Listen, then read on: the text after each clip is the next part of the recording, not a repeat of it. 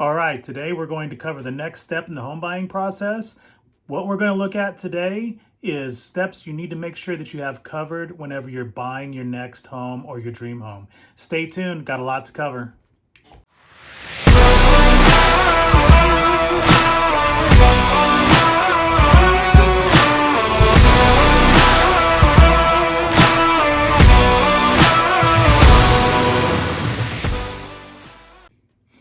Okay, in the last video, we talked about how you should go about finding the perfect realtor for your situation. Number one, make sure you talk to your lender so they can get you in contact with somebody that's going to fit your needs.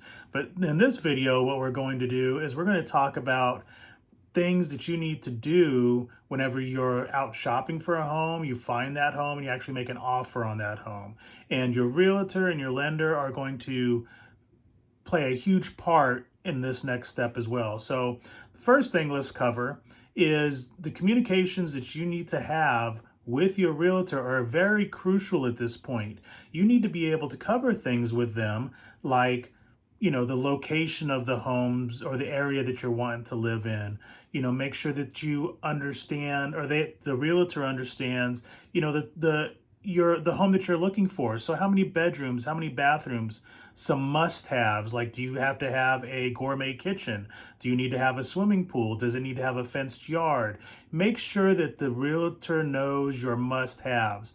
But also, even as important, if not even more important, make sure that the realtor knows things that are non-negotiable. So for example, you don't want to know, like whenever you go and look at a home, you want to make sure that there's some research that's been done that the next door neighbor maybe doesn't have barking dogs, that the home that you're looking at is in the school district that you want your children to go to, maybe how far of a commute the home is that you're looking at is to your work. So make sure that you've communicated all of those things to your realtor so they understand that they can show you homes that are going to fit your specific needs and some of the things that you want and some of the things that you don't want in your next home. So that's very important. So once you get that all figured out and you've looked at, a handful of homes and you found that home that you want to make an offer on, that's the next step. Communicate that to your realtor, let them know that you want to make an offer on that home, and understand that there are things in that offer that you can do. Now, in the current situation that we've been in for the past year and a half, 2 years, sometimes you have to actually put in a higher offer amount. I think we're starting to come out of that a little bit, where it's a little bit more where it's a little bit more on the buyer side. You can put an at offer, maybe even below what the offer, below what the asking price is. And you can also even try to include things like seller paid closing costs, what the size of your down payment, what the size of your earnest money is going to be. There's a handful of things that you can negotiate in that offer. So make sure you talk those through with your realtor as well. Now, once you get the offer in, and let's say it's been accepted by the seller, now this is kind of like once that happens, this is the go mode, because in your offer, typically an offer to buy is within 30 to 45 days. So like if you submit an offer on the 1st of the month, typically on the 30th of the month is whenever you're trying to close that transaction. But there's room, in that whenever you make that offer, you can extend that out if you want. So for example, whenever I bought my last home, I actually had a 90-day close of escrow, and that was because we was in the process of moving across country. So I went and I found the home that I wanted. I offered them the full offer asking price for it, and then I said that I didn't want to close sooner than 90 days. So, and it was accepted. So you just have to not be afraid to ask, because what's the worst thing it's going to do? They're going to say no, or maybe they come back with a counter offer. But that's, once again, this is really where you take advantage of having a good realtor and communicating the things that you would like to have in that offer to them. Then, so now with that said, say the offer is accepted. Now, this is the part where it is go time. Once the offer is accepted, the first thing that you need to do is talk to the realtor about getting a home inspection. A home inspection is very crucial, and typically you only have 5 to 7 days from the time the offer is accepted to actually get the home inspected and done.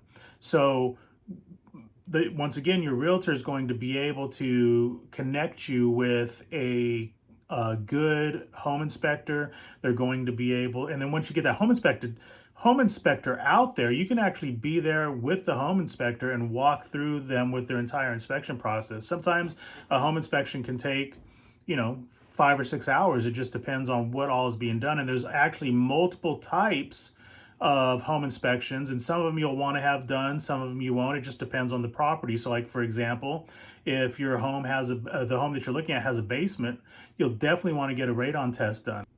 Radon is hazardous and can actually over time cause you to develop cancer, so you always want to make sure that that is tested for in any basement home.